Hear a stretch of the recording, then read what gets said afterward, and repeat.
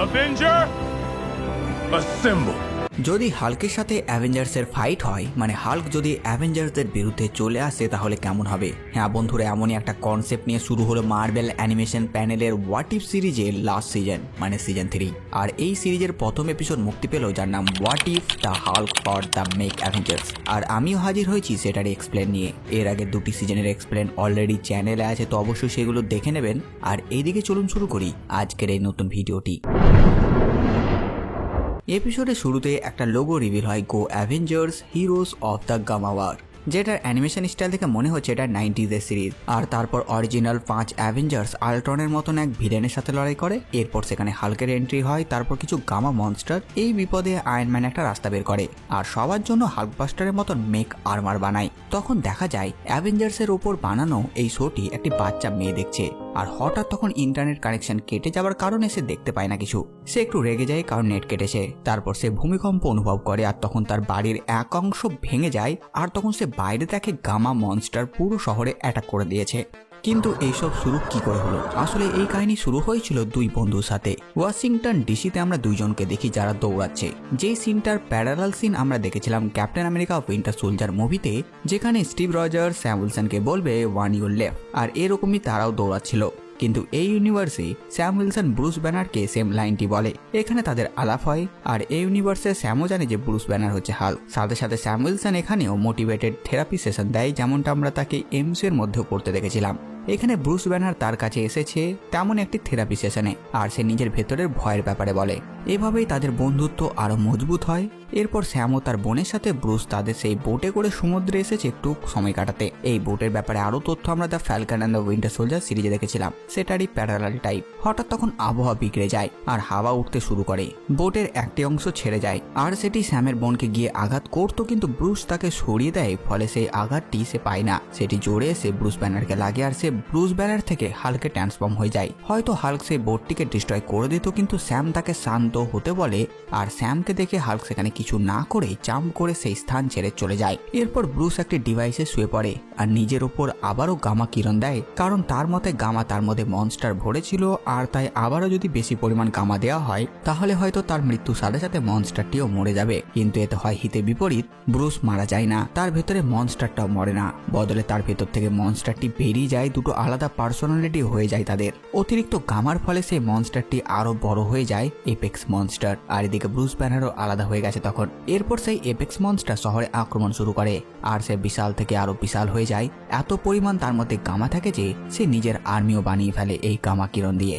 তখন অ্যাভেঞ্জার্সরা বুঝতে পারে তাদের শত্রু এখন অনেক বড় মনস্টার, যার মধ্যে হাল্কের শক্তি আছে আর তার কাছে হাল্কের আর্মিও আছে। তখন টনি বানাই অনেক বড় হাল্কবাস্টার প্রতি অ্যাভেঞ্জার্সের জন্য। আর তারা গিয়ে লড়াই করে সেই এপেক্স মনস্টারের বিরুদ্ধে। তারা লড়াই তো করে, কিন্তু শেষ পর্যন্ত তারা হেরে যায় সেই এপেক্স মনস্টার ও তার আর্মির সামনে। এই লড়াইয়ে হেরে যাওয়া মানে ছিল মৃত্যু।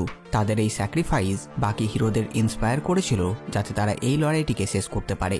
তারপর নতুন অ্যাভেঞ্জার্সরা তাদের হাল্কবাস্টার বা মেক আর্মারের সাহায্যে নতুন ক্যাপ্টেন আমেরিকার সাথে এই এপেক্স মনস্টারদের হারায়।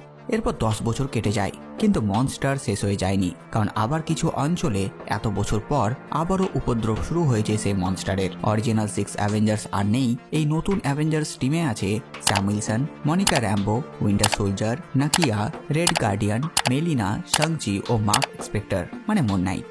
নাকিয়া এই ইউনিভার্সের ব্ল্যাক প্যান্থার। আর সে যে সিগন্যাল পেয়েছে সেটা এপেক্স মনস্টারে বানানো আর্মির না, সেটা হচ্ছে আসল এপেক্স মনস্টারের। মারিয়া স্যামকে বলে ব্রুসকে সাথে নিতে, কিন্তু স্যাম নিষেধ করে আর বলে আমরা জানি তাকে কি করে হারাতে হবে, আর এবারও আমরা তেমনটাই করব, আমাদের মেক আর্মার রেডি রেখো। আর সে সেখান থেকে চলে যায়। তার সেখান থেকে যেতেই মারিয়া বাকিকে বলে তখন আমরা লাকি ছিলাম তাই জিতে গেছিলাম, কিন্তু প্রতিবার আমরা লাকি নাও হতে পারি, কারণ তার মতে এই সব কিছু যেহেতু ব্যানারের থেকে শুরু হয়েছিল তাই হতে পারে ব্যানারই এই সব কিছু শেষ করতে পারবে। এরপর স্যাম উইলসন ও মারিয়া র্যাম্বো নিজেদের মেক আর্মার নিয়ে পৌঁছে যায় সেখানে, যেখানে তারা সেই মনস্টারের সিগন্যাল পেয়েছিল। হঠাৎ সেখানে একটি মনস্টার উঠে আসে আর তারা দুইজন তাদের সাথে লড়াই করে। তৎক্ষণাৎ সেখানে আরো কিছু মনস্টার বেরিয়ে আসে, যেহেতু তারা বরফের এলাকাতে আছে আর এই মনস্টার সব বরফের তলা থেকে মানে নিচে জল থেকে উঠে আসছে। সেখানের ফাইটে বরফের স্ল্যাব ভেঙে যায় আর তারা জলের নিচে যায়।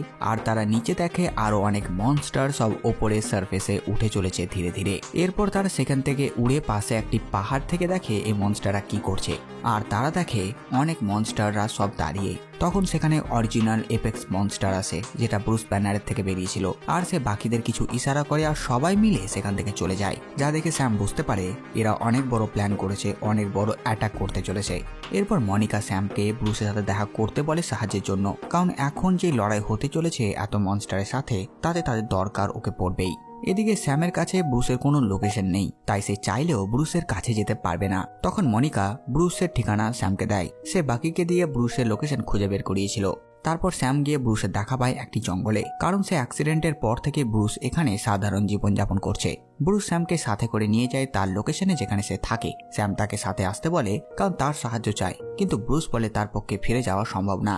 আর সে অনেক কষ্টে হাল্ক থেকে নিজেকে মুক্ত করতে পেরেছে, আর তাই সে সেই অন্ধকারে আর ফিরে যাবে না। কিন্তু সে স্যামকে খালি হাতে ফেরায় না, সে তাকে একটি পেন ড্রাইভ দেয়, যেটাতে সে একটি প্লাগ ইন সফটওয়্যার বানিয়েছিল মেক আর্মারের জন্য।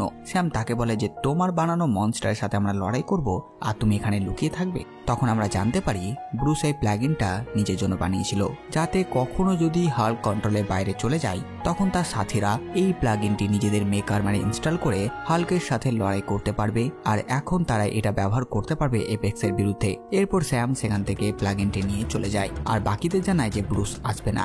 এরপর অ্যাভেঞ্জার্সরা নিজেদের মেক আর্মার নিয়ে বেরিয়ে পড়ে এপেক্স মনস্টারের সাথে লড়াই করতে। এরপর স্যাম ব্রুসের কাছ থেকে আনা সেই সফটওয়্যারটি নিজেদের স্যুটে ইনস্টল করে নেয়, ফলে তাদের স্যুট অনেক বেশি আপগ্রেডেড হয়ে যায়।